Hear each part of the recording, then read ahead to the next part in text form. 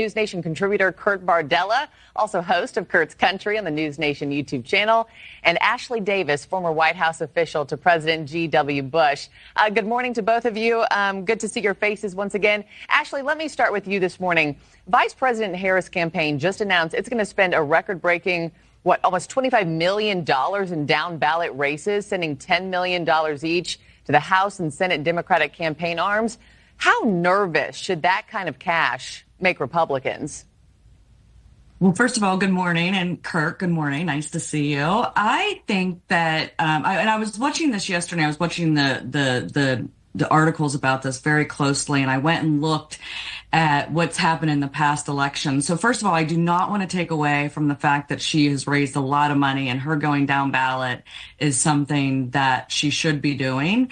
But in 2020, this isn't something that hasn't happened before. President Trump, as an incumbent president, spent $7 million for each, the NRCC, the campaign committee for the House, and the NRSC, the campaign committee for the Senate. So he sent $7 million to both. Obviously, that does not equal $25 million, which is what she's sending.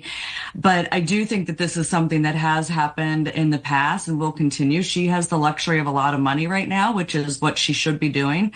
But just one more quick thing, and I'm sure Kurt will have a lot to say about this, is for the local races in regards to state legislatures, she also sent part of that $25 million, she sent $2.5 million. Well, right now, cash on hand, the Republicans for State Legislators Committee has about double, $61 million to about $35 million that the Democrats have. So her $2.5 million is not going to make much of a difference. So there is some money discrepancy going in with these groups that she needs to help out. Yeah, Kurt, what do you have to say there? Also, Vice President Harris, she's cast the tie-breaking vote 33 times in the Senate, so she knows the importance of having a majority in Congress.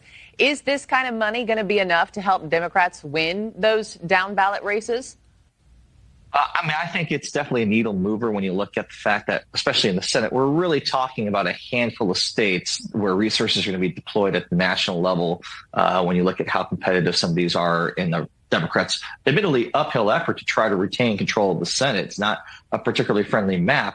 But I think that one of the interesting things here, when you think about resources being moved around, in the House level, for instance, right now, when you look at the top tier targeted markets that Democrats and Republicans are fighting over, the Democrat campaigns, their official campaigns, actually have a huge cash on hand advantage. And that means when they do advertising, the rates that they get to advertise with are better than the outside groups. And so their money actually goes a longer way. So deploying this money to places like the DCCC, the Democratic Congressional Campaign Committee, or the DSCC, the Democrat Senatorial Campaign Committee, their money goes a little bit further. And Republicans had kind of an all hands on call just last week with their top leadership and their top campaign leadership saying, hey, we need to do a better job raising money at the official apparatuses, because that advantage and how they can use it to more effectively buy airtime could make a difference later on in the fall.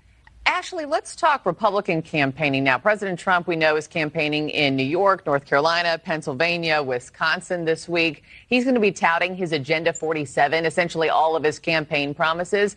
That's been around for a while, since 2022, but we're really just now seeing it. Is that to draw attention away from Project 2025, and are the two really that different? I think it is draw attention. I mean, Project 2025 obviously has gotten really bad PR and messaging around it. And so they had to pivot, even though he's put himself and distance himself away from it.